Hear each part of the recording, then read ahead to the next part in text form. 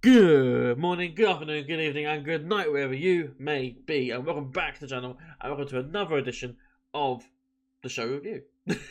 This is another of the retrograde or retrospect episodes for an indie show that I went to last year, because I fell so behind last year, basically. This is for DKW Brawl In Westcliff on the 26th of August 2024 in Westcliff-On-Sea. Now, I am normally travelling alone to these shows, and I meet people there at the show. However, this time I was not alone. This time I was joined by a friend, a comrade, a compatriot, a brother. I was joined by none other than the wonderful, illustrious Muzza. Muzza, how are you? Yes, we are back. Happy to be back. Happy for us to finally finish what was the last show of that all-in weekend, because we did review all those other shows. A show that we said would take under an hour and took about 3. Yep. and now we're finishing. And now we're finally 8 months later finishing the story, just like Cody Rhodes.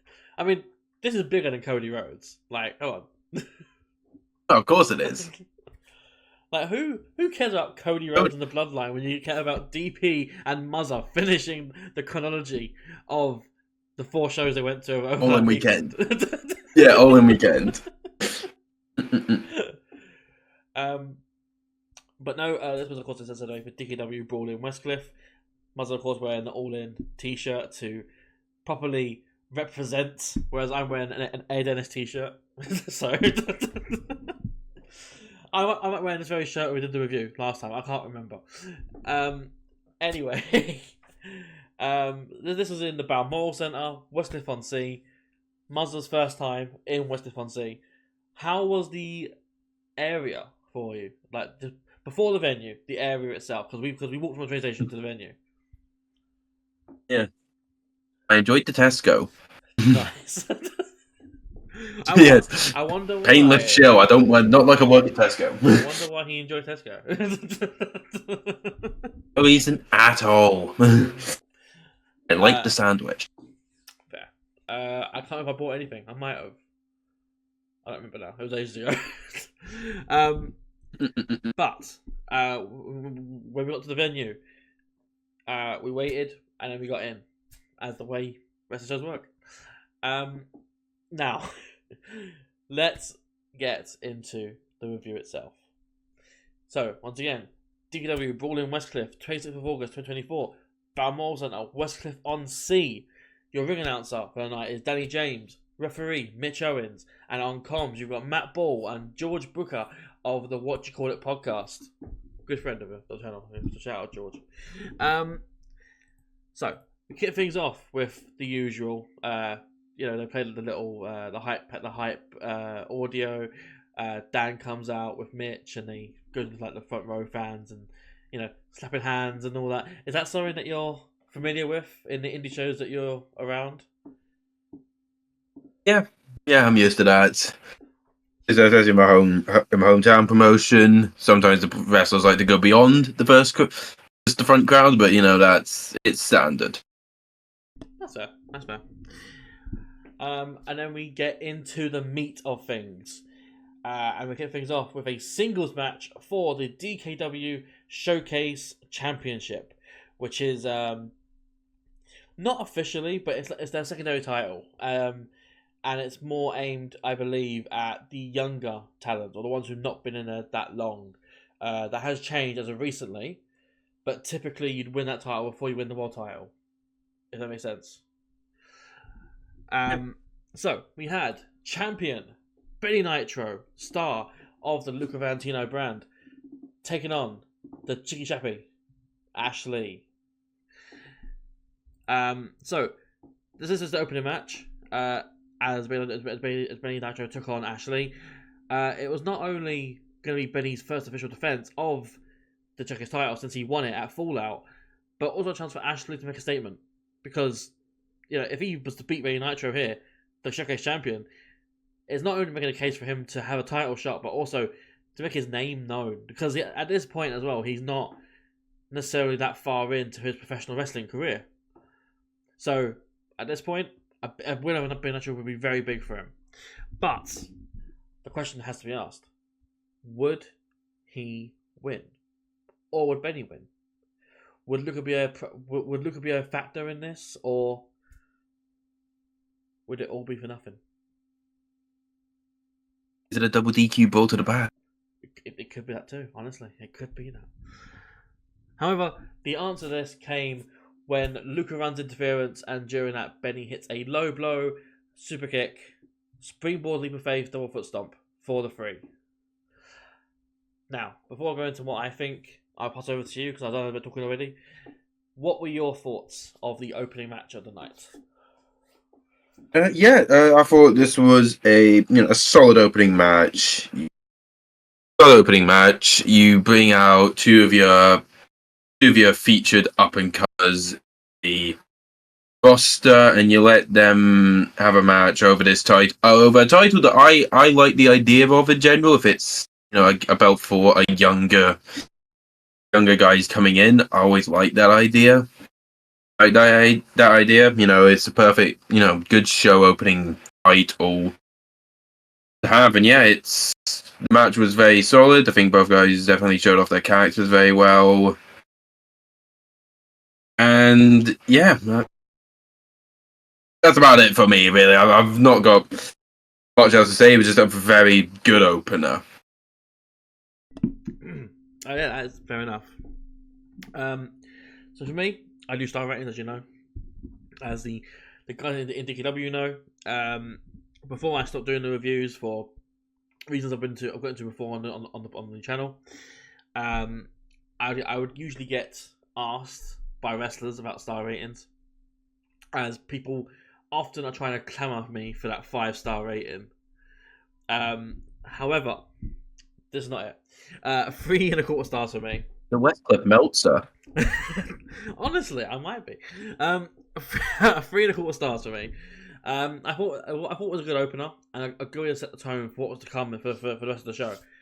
Benny is a natural competitor who you love to hate, and Ash is a natural competitor who you love to love. It's a typical battle of good versus evil. Benny's cockiness in the match is top notch. Like, Benny is one of the few wrestlers I think off the top of my head who are naturally that cocky and pull it off so well that you might want to punch him in the face because of how cocky he is. Like, but in this match, it almost proved to be his own undoing. But with the involvement of his dastardly manager, Luca Valentino, it would be a factor in having Benny retain the title and maintaining his reign as DKW Showcase champion. Overall, though, good stuff to open the show. Yeah, absolutely. Following this, we had a singles match, so second of the night, between Victor Lee and Peter Miller. Now, before I get into it, I know he'll tear me apart if I don't say it. At this point, Victor Lee is not Victor Lee. He comes out, he's announced as Victor Lee, but because he lost to Ash Lee at Fallout, he lost his right to have the name Lee. So he changed his name altogether. So now his name is Denzel Mack. So he comes out again, and it's all over again. And he's now Denzel Mack. And he's taken on the dapper gentleman, Peter Miller. Boy. Yeah. In another match that was sure to get the crowd going one way or another. With neither of the men at the time being on any kind of win streak or win history, they'd both be looking for a chance to get a W in their books. So with both men looking for a change in their fortunes, which of these two would make the most of the opportunity and hand their opponent another loss for them to enter their career stats? Well, the answers would come after Peter tries to mustache slam for a third time. However, he's caught by a backstabber and a reverse Death Valley driver that Denzel calls the Burning Cutter for the 3. Muzza, what do you think? Well, again, just and a very nice, solid matchup here. These two guys, as you were saying, they were both wanting to pick up a big win here. quite a physical matchup. You know, Denzel Mack, he has a good look to him. I think he's definitely someone to keep an eye out. Peter Miller, he has a lot. Peter Miller, a lot of charisma, has a very unique look. I will say to that. The bowler hat, the mustache, bowler hat that fell off his head and then ended up being put on my head. If you noticed, if people noticed. Picture on the screen. Yep. And I managed to keep that on for the entire show, so good for me. But yeah, enough about me. Yeah, I thought this. Did you take it home? No. No, unfortunately, they cut out at the end where Peter Miller takes the hat back.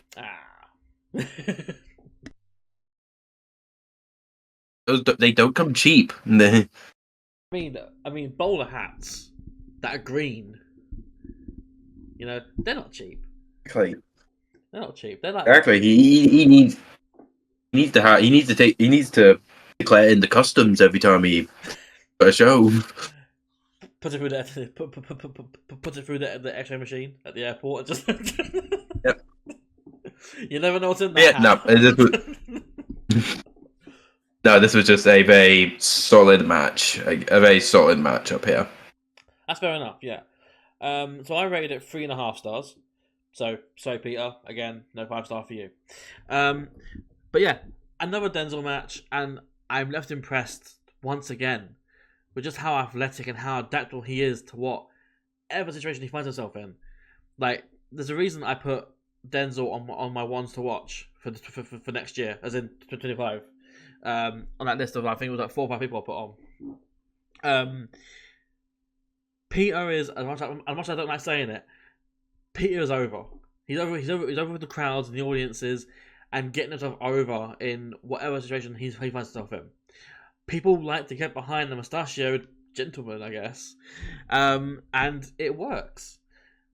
One thing I will say against Peter, and it's more of an in-ring thing than anything else, maybe don't announce when you're doing your move, and they won't get reversed as much.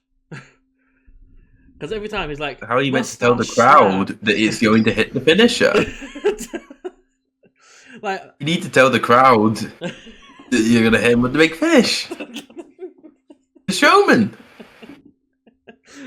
It's just, you know, he attempted multiple times here, and all barring one, it's blocked or countered. So, find another way of hitting it. Maybe it's just an idea, just an idea.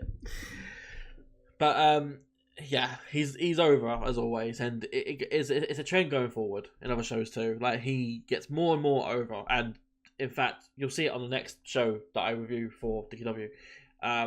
But he is really over in Beckenham. And he's like extremely over, and it's ridiculous. But yeah, very fun match here as Denzel picks up his first win in DKW at the expense of one Peter Miller and a smile on my face.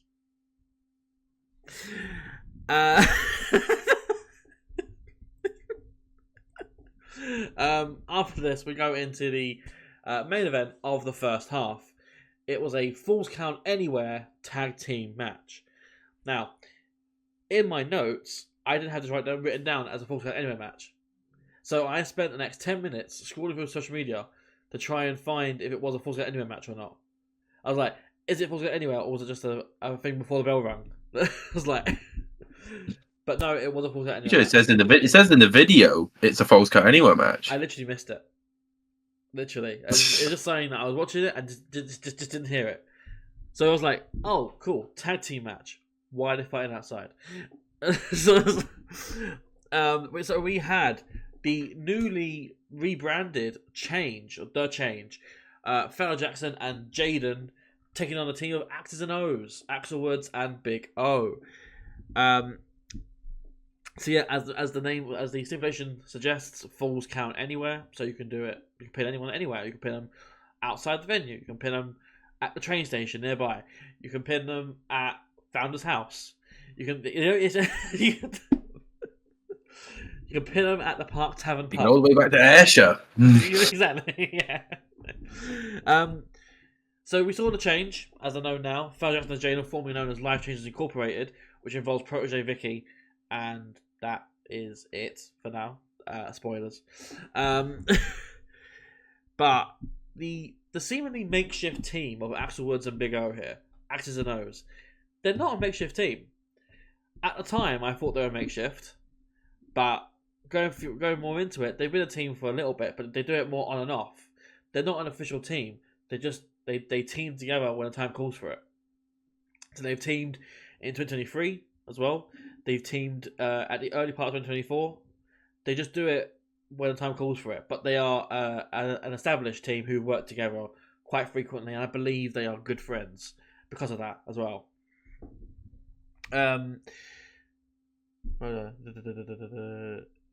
Yeah, so here we go. So while X's and O's have been friends for a while and been doing this thing on and off for a couple of years, the change or life changes have been around for longer, like for a good number of years as well. Just with founder and different people. So who has the edge here? Who would get the win in this? What is going to be a chaotic match? Well, I like to go with the axe. I think he has a good chance. just start swinging it around like. Yeah. My arm. But no, ultimately a springboard kick from Big O and multiple spears from Axel put down Founder for the 3. Now, Muzza, what did you think of this first half main event? This was just a chaotic plunder brawl, as I always like to call it. It was very enjoyable. Plenty of action. Heels worked very well. I like the look of Jaden. I think even if it's very obviously very Vince-esque look here. Jade. I like the look of Jaden. He gives off very much Vince vibes, and I think at one moment he had a lovely standing shooting star press, which surprised the hell out of me. But yeah, it was just a chaotic main event of the first half, and very enjoyable. And I think it was at this point it was my match of the first half, my favorite match of the first half. That's fair enough, and I agree. Yeah, I rate this 4 stars. This was absolutely crazy as he throws a cat across the room. This is absolutely crazy. They lived up to the name of the stipulation. It started on the outside. There was tables, chairs, kendo sticks, all that sort of stuff, all over the place. And then even when he got into the ring, it was just as chaotic. It was a great match, and only shocked by just how good Jaden is in and out of the ring. I'm not biased here whatsoever. I just really like Jaden. Again, on my list of ones to watch for 2025. I believe Jaden is trained outside of DKW as well as in DKW, which I think might explain why he has a bit of a different style to him. But obviously, he's got a great look as well. So it's like, it comes naturally with territory. Everyone else here, though, is really good. Axel, of course, has the character of the woodsman. That axe is real. I felt it. That is a real axe. Like, I didn't be like, oh god, cut me. But what like that? I was like, I just felt it. It is metal on the end. It is a real axe. Yeah. Big O, of course, is probably the people's hero, other than Champagne Charlie. He's really over. He has the whole O stuff, and everyone goes like, oh. And Founder is a character. Founder is really good. And in a similar vein to the Bay Nitro, he's so good, he makes you hate him. Like, it's the sort of like the delirious leader trying to like pass on the message of the group, even though no one's listening. But yeah, the change, really good. X's and O's, really good. This match, really good. So yeah, 4 stars, well deserved. Now, I mentioned that Founder was the one who took the pin. this leads to something a bit unexpected. So, Axis and O's leave. They've won, whatever. Jaden, however, is annoyed that Founder did not kick out. Then, tensions start to raise. There's a bit of a shove here and there between Founder and Jaden, resulting in the return of formerly suspended the enforcer of Life Changes Incorporated, Dan Chapman. Now, Dan Chapman is an incredible wrestler, incredible performer, in a similar vein to a Samoa Joe. Like, you wouldn't expect him to be able to do half stuff that he does, but he can do it. So Dan comes in, tries to calm things down. So I should say as well, sorry. Dan was suspended last year for attacking the commissioner, Danny James. And that was the segment they had going, and he got suspended. And then he ain't been seen since this show here. So he comes back, he tries to calm things down, claiming that they are all life changers. So Founder himself and Jaden, they're all part of the same group, they're all life changers. And it seems to calm things down. Until Dan turns around, he's laid out by a super kick from Jaden.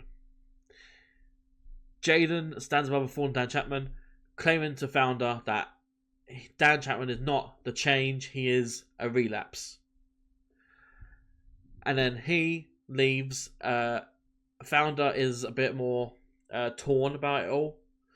But Founder does eventually leave, siding, it seems, with Jaden in this occasion.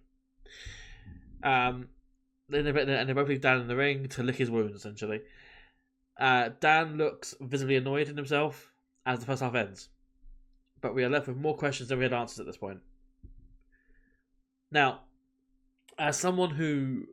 This is their first exposure to DKW, this show. What did you make of the return of Dan Chapman and what that meant for the change?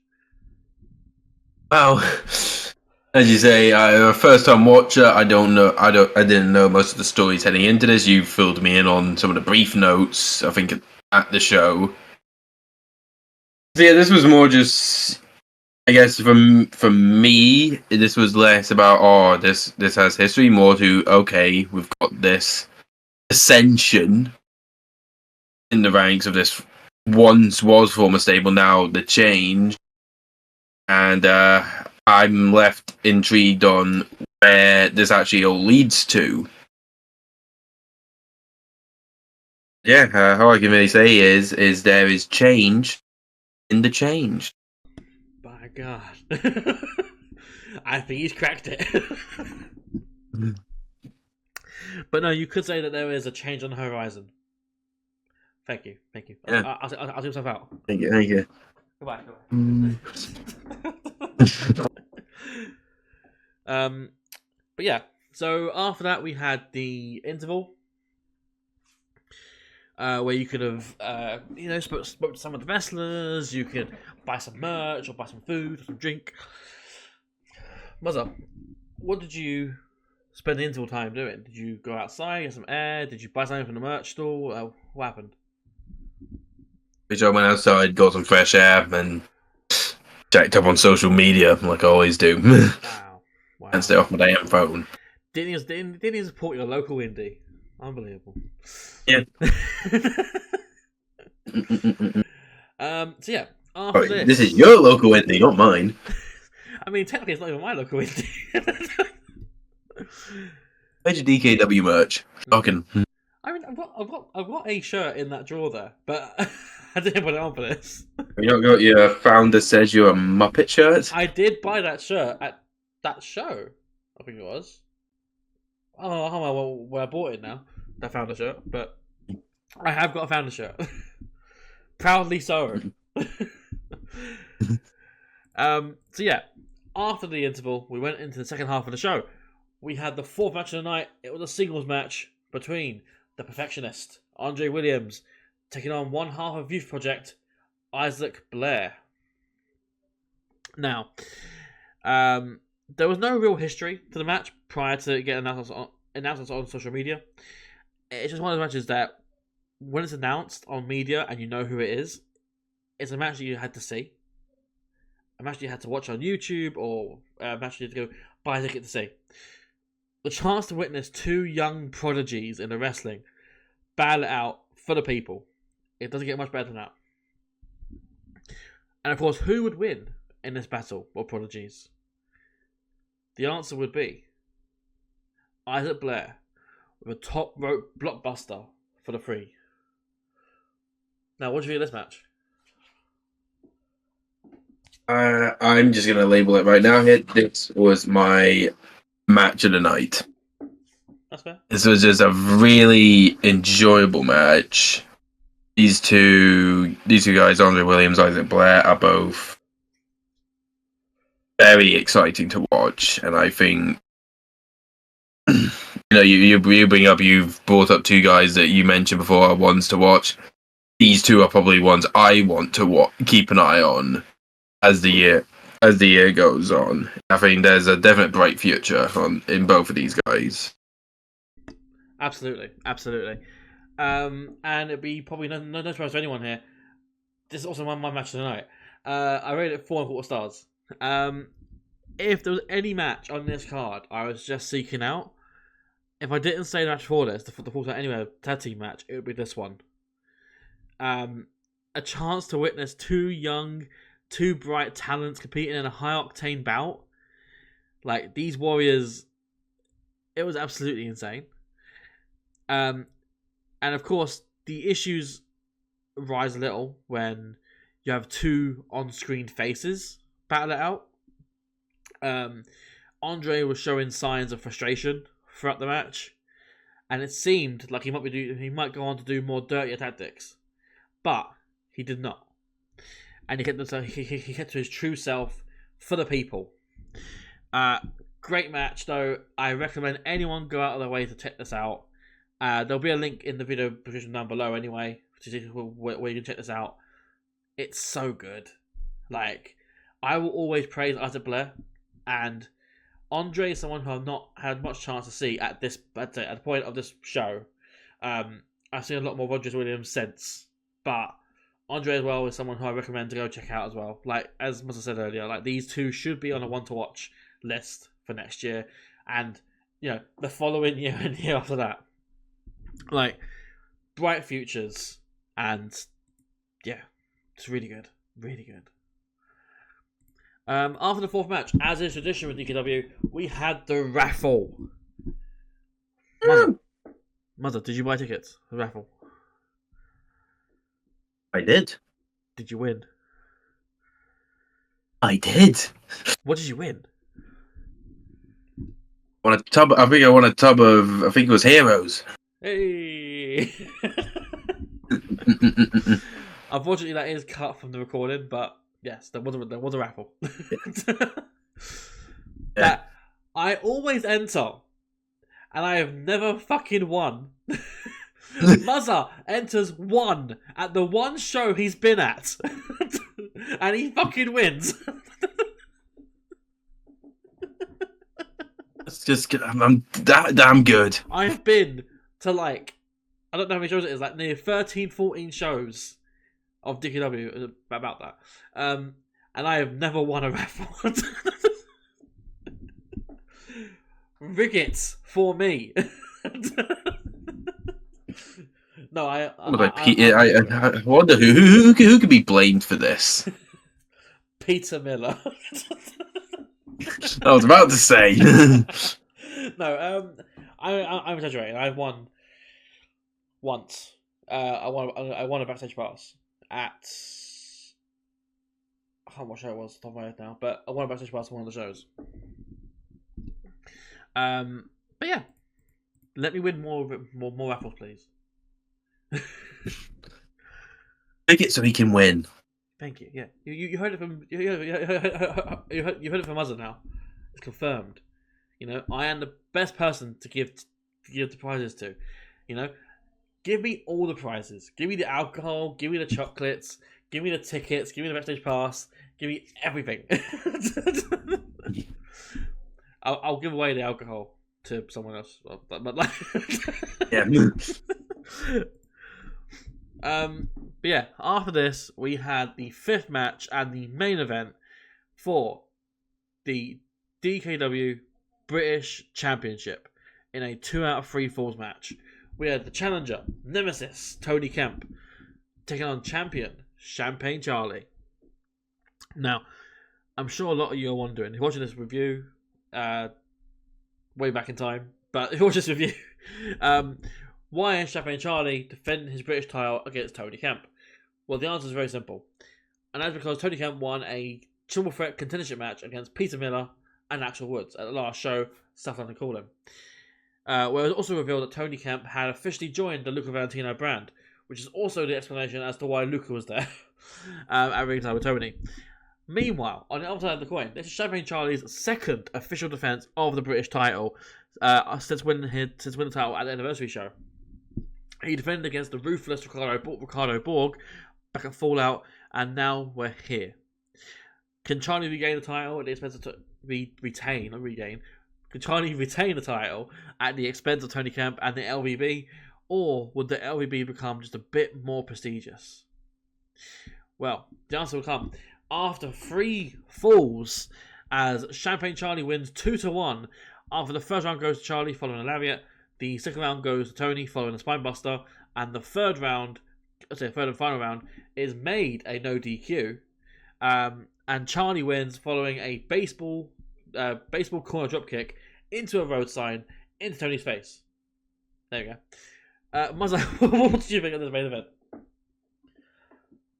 This match, I think, I enjoyed this match. I thought, this is a bit more different from the other matches we've had. This one was, two more power guys just going right at it.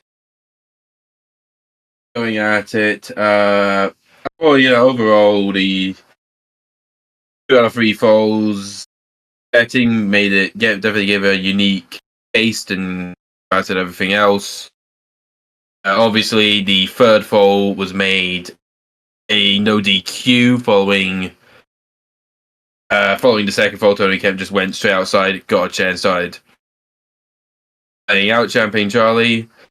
My only downside to this, and I think it will be something you'll bring up, is I do think the finish was a bit on the flat side, but obviously I'll let you explain in better detail. But apart from that, I thought it was still a good match.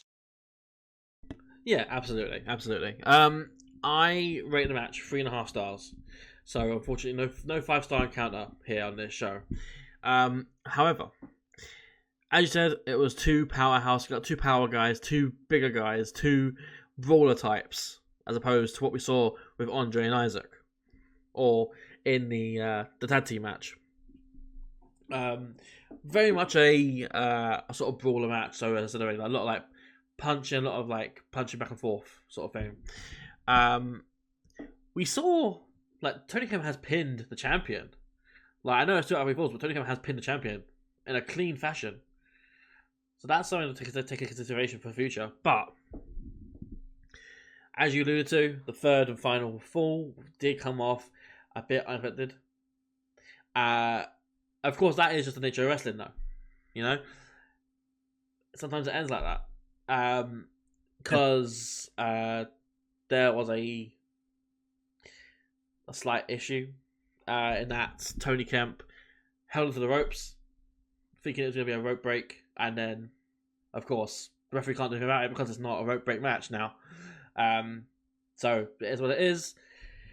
Tony has, however, pinned the British champion in a 2 out of 3 falls match, and even though he did lose this match, you have to think, is that grounds for a rematch? It could be. It could well be. But we'll find out in a future review. Because this has been the review for DKW Brawl In Westcliff, 26th of August 2024, the end of All In weekend. Myself and Muzza attended it. We enjoyed it. Any final comments before we hang off? For my first, I guess you could say first proper indie experience down south, because obviously Last couple of years, I've been to Riot Cabaret, I've been to Rev Pro, I've been to Eve. Yeah. This was my first. They're more, yeah, I think they're more of the glamorized indie scene. Yeah. Especially Riot Cabaret. Especially Riot Cabaret. Riot Cabaret is just an experience.